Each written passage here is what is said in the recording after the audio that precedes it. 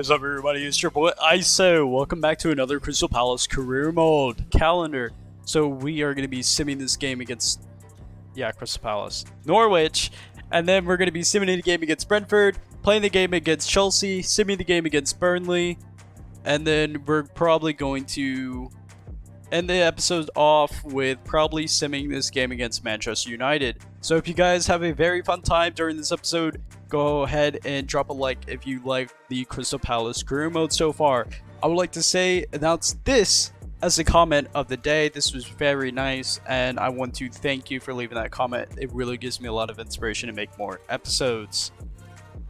Alright, right here we're playing against this Norwich side who has so many young talents. Oh my god. Kabak, Angus Gunn, Gilmore, Julian Alvarez, Josh Sargent, and Tizoles. Oh my god, I honestly really like watching this Norwich side in real life. They just broke their streak. So when before getting relegated into the championship, they were on a 16-game loss streak. And then on their return to the Premier League, they finally ended their loss streak and got a draw. I really like the way this Norwich side is forming up with all these young talents that they're buying from teams that are kind of struggling, teams that are kind of just don't even need them because they don't start them anyways because, they rather choose experience to at least survive in their league. So let's go ahead and get on with this game. Let's see what the scoreline's going to be. I think we're going to win this game. It is against Norwich, and we are.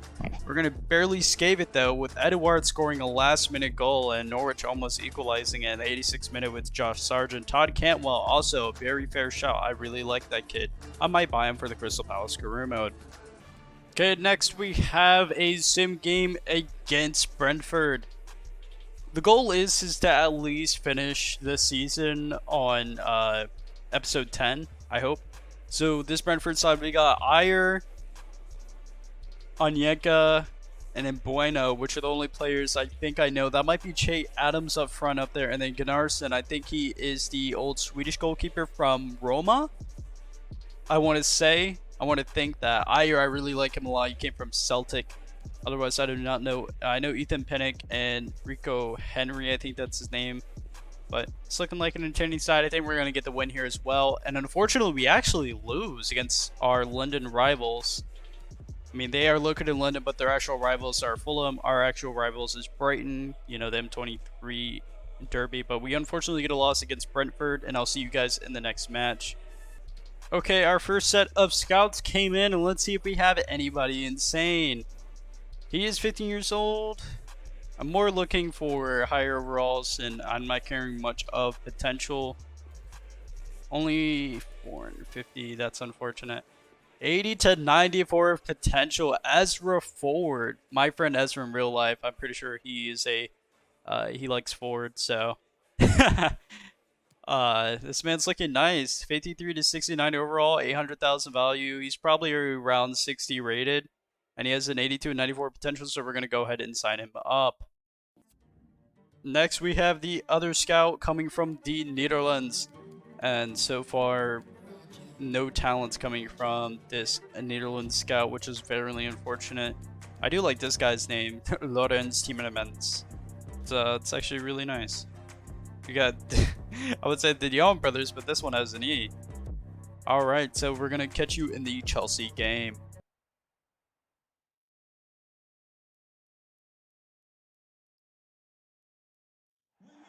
Hello on an absolutely beautiful evening for football here at Selhurst Park in South London. My name is Derek Ray, and my commentary partner on this occasion is Stuart Robson. I'm looking forward to bringing you action from the Premier League coming right up. It's Crystal Palace taking on Chelsea. Well, thanks, Derek, as always. The scene is set, two good teams, a great playing surface and a vibrant atmosphere. It has all the ingredients for a really exciting game. Well, something that really needs to be tightened up for the hosts is the defensive situation. Look at the statistics. Our defense is so bad. Well, this is the team Crystal Palace have picked. Bijlow, Lamptey, Anderson, Timber, and Mitchell. Next, we got Gallagher, Wilfred Zaha, and Papi Gay running our midfield three, and then our front three, Elise, Edouard, and Eze. Harley Long, Will Hughes, Gaite Klein, Gihi, Schlotterbeck, and Sheshko on the bench. Hopefully Sheshko can get some playtime. Kappa. Diego Carlos and Christensen. This defense is actually going to be really hard to break, but that midfield is. That midfield's really free. They got Luca Hernandez and Conte, Timo and Havertz, and they're not even starting them. Wow. That midfield's kind of free. Ross Barkley and Jorginho, they're very slow, so I think our very fast team can probably penetrate them very well. Today, they just need to show a bit more ambition going forward. Then they'll get a better performance and a possible outcome. I think a draw is the most likely result. Well, just centimetres over the bar with that powerful shot.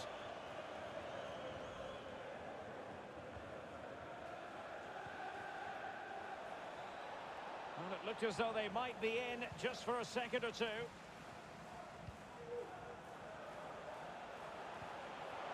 Zaha, happy to take on the shot. And the keeper there to deal with it. And he's fired over the corner. Oh my word! A goal they were in search of. Anderson! By the way, last time we did play Chelsea, we did beat them 4-1, I think. That was the very first, or second episode. We might beat Chelsea again. Oh my god. Look at that header. Bar Downski, bro. Kepa couldn't do a single thing about that. Lukaku missing his header. Reece James is watching a flyover. And then Kepa just... I don't know what kind of save that is, but... Listen, man. Good job from Yashim Anderson. 1 goal for him this season. Congratulations as a center back. Jorginho. Now Chelsea in a position of menace. And he's broken free. And in, a goal for Chelsea, who now are level.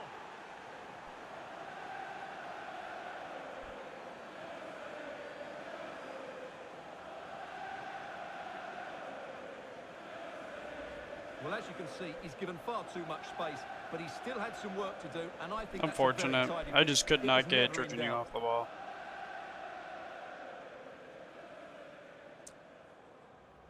All right, so 1-1 draw at Selhurst Park. Dude, Antonio Rudiger's is so good.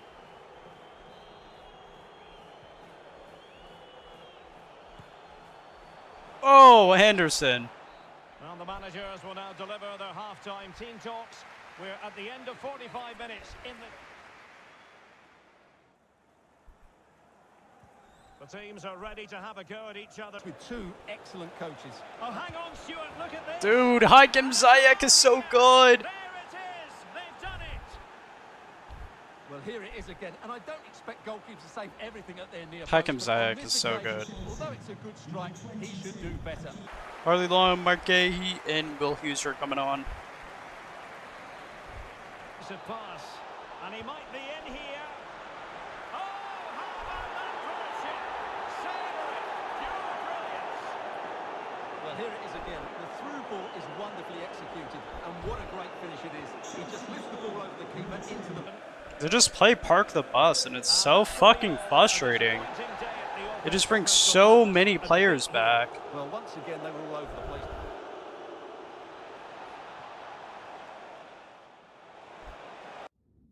Alright, so after that loss against Chelsea, I've, been thinking to myself, and I'm about to make a grand decision. So it's not one that you guys would like, but we are the worst defensive team in the Premier League. So that requires some changing. So we're going to go ahead and switch to a 5 at the back. Yeah, you guys may hate it, but it has to be done. We're going to try to bring Zaha at least at a cam roll. And then Papa Gay can honestly just play center back, and I will be fine with that. I do want to start Gahey a little bit more, but because he actually has potential, but I think we're going to send him on loan for next season. And Harley Long got to make his debut, but it's an unfortunate loss. But, we're going to have to play 5 at the back. Which, we're the worst defensive team, so got to make the changes to apply to the Premier League. Got to make it as realistic as possible. After 2 defeats in London, we find ourselves at Turf Moor against, usually in real life this would be a very hard game. due to just the way that Burnley plays. That defense, for some odd reason, is absolutely insane. And McNeil and Barnes, and I forgot their one Australian or New Zealand striker, but oh, Chris Wood. Nick Pope is really, in my personal opinion, guys, I think Nick Pope is maybe the fourth best goalkeeper in the Premier League, hands down. So we're going to go ahead and sim this match. Hopefully we can catch a win over at Turf Moor or a draw. And we do get a 3-0 win. What a surprise. And I think Gallagher scoring a brace and Elise coming on. And Sesko coming on for Edouard, okay? And Hughes coming on for Eze. So, boys got some game time. Alright, I decided last second this episode would be a little bit of a longer episode. I am going to sim this game against Manchester United. I'm sorry, I do not feel like playing it. I will be playing one more game for this episode. We're going to sim a few more just for the sake of me really wanting to complete the very first season on the 10th episode to make recording and editing easier for me. So let's go ahead and sim this game against United. See what we get. I think we're going to lose. Bruno Fernandes and Sancho scoring on this game, so unfortunate. Next, we got a game against Wolves, which we are also going to sim, and hopefully we can catch a win here. And we got a 3-0 loss with Podden scoring a brace on us, and Neves also scoring, and Guhi and Schlotterbeck come on. Next, we have a game against Manchester City, which I know if I were to play it, I would get destroyed, but for some odd reason, Maurizio and Zinchenko are playing right back and center back when Zinchenko should be a left back. Zinchenko should be a left back, Maurizio should be at right back, and Laporte and Diaz should be at the center back roles, but I'm guessing this is a bug, but we're going to go ahead and quick sim this game. I think we're going to lose this one as well. Oh wow, we actually get a draw against Manchester City, and Schlotterbeck and Guhi get to play another time, and so does Hughes, Maurizio, Zinchenko. Oh, okay. Don't know what's going on. Apparently, Will Hughes had a really good game, and so did Mahrez, so I guess. Anybody have a higher rating? Nope. Alright, that was that game. Alright guys, I completely forgot we're on episode 9, so we're just gonna sim a crap ton of matches. We're actually gonna, for episode 10, the finale, we are actually gonna try to get our revenge on Aston Villa and Manchester United for the, the final games, but we're actually just gonna sim pretty far in. So this episode's just gonna be full of sims. I'm probably just gonna name it called Playing the Sims or something like that. Now we're back with our youth scouts, so let's see if there's any talents incoming. We got Peter De Haan, but his value is way too low, so I'm not going to get him. But Luke Devine, 2.3 million value, 16 years of age, and he just wants a wage of 1.5 thousand with a 94 potential possibly. Let's go ahead and get him in. Anybody else? We got this guy named Bas Bodegaard. 325, 74 to 94. I think we'll take him because maybe he's defensive. And Marcel Williamson, 600,000 in value, 74 to 94. So might as well pick him up too. By the way, here's a little piece of advice for anybody who uses the Youth Scout feature in this game. Please, when you want to see a player that even if they have very high potential, go ahead and look at their value. Like this guy. Only really go above 500, 400,000 depending on how good looking their potential is. This guy looks decent. He's still 15, so his value looks decent for his age. This guy is not good.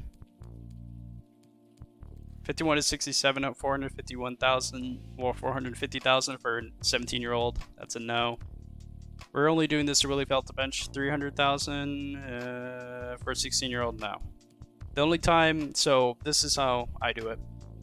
If they're 15, 300,000 plus, 16, no, 15, 400,000 plus, 16, 500,000 plus, and 17, 700,000 plus. And if they're 18, only 1 million and higher.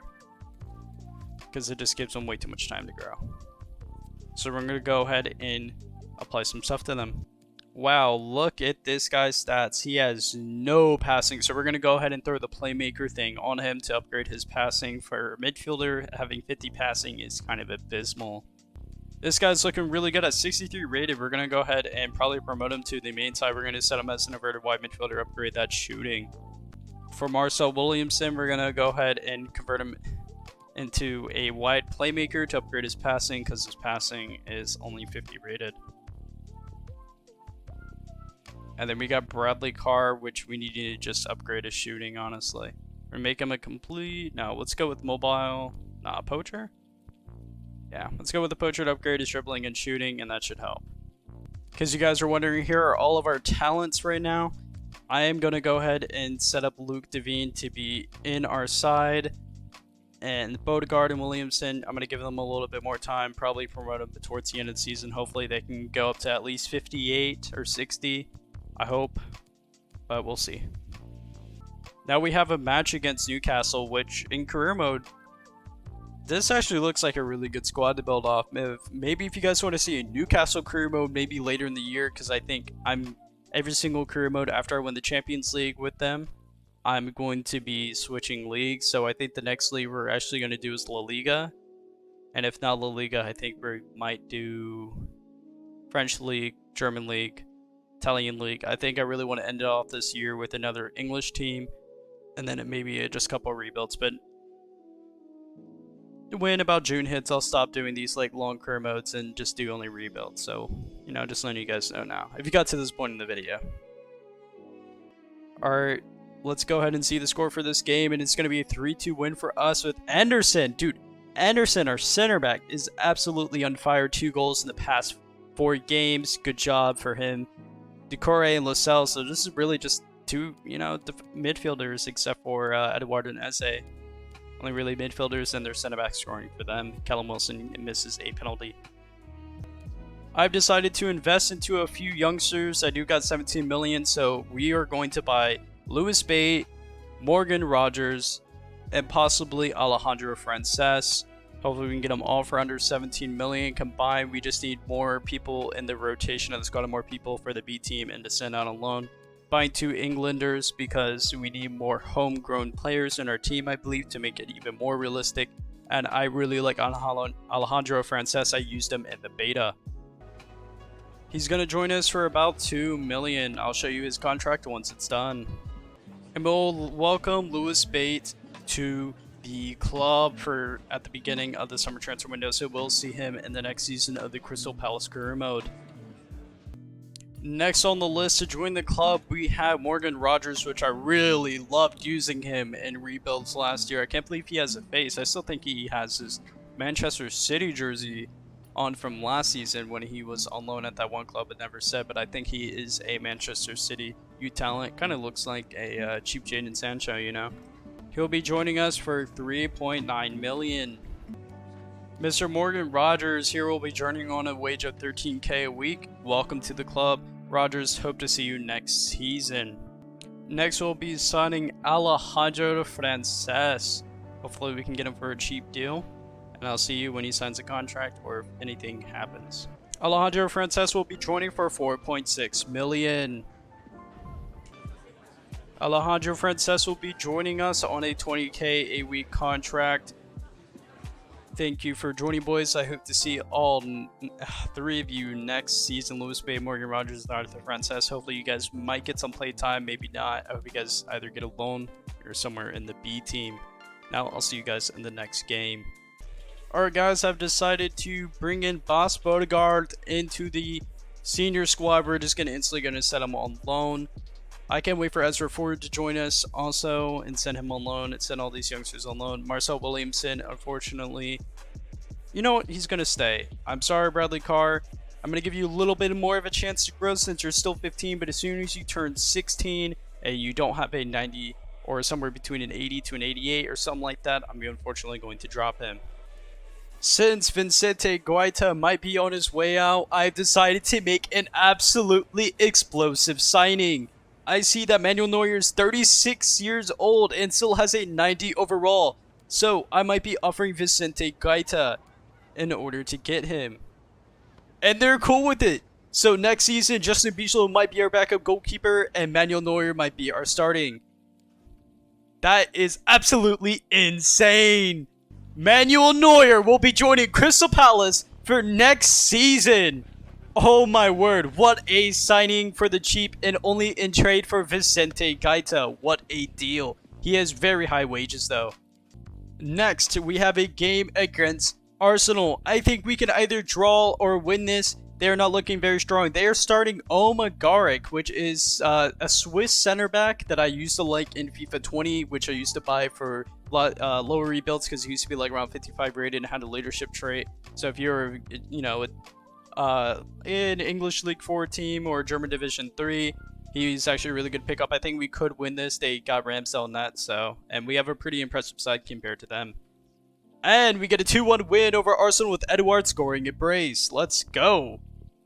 For our third choice keeper, Jack Butland, we're going to go ahead and give him a new contract because I do like the guy. Who doesn't like a cheeky Jack Butland? Man, was absolutely insane. I think back in FIFA 18, you literally could not beat this guy. Except you played against Jack Butland, you knew it was going to be a very hard game in that old FIFA. We're also going to put Wilfried Zaha on the transfer list. I love him to death, but he's getting up there in age. If we can sell him, we'll sell him. If he doesn't want to leave, then he can go ahead and stay. And I think that is all the contracts we're going to attempt to touch for now. I just got this message from Wilfried Zaha, and you know what? We're taking him off the transfer list. I love this guy to death. Just look how innocent he looks in his picture. So much he's done for the Crystal Palace community and the Crystal Palace fandom and the club. So you know what? We're not going to sell him. We're going to make sure Wilfried Zaha retires here as a club legend. Maybe lifting the Champions League trophy.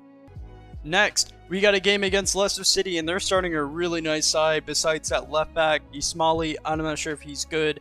And Jamie Vardy is the starting, which is really weird to see because, you know, who doesn't love Jamie Vardy? You just gotta love and respect the man. We're gonna go ahead and sim this match. I think we're gonna draw or win. And we're actually gonna lose to a 28th minute goal from James Maddison.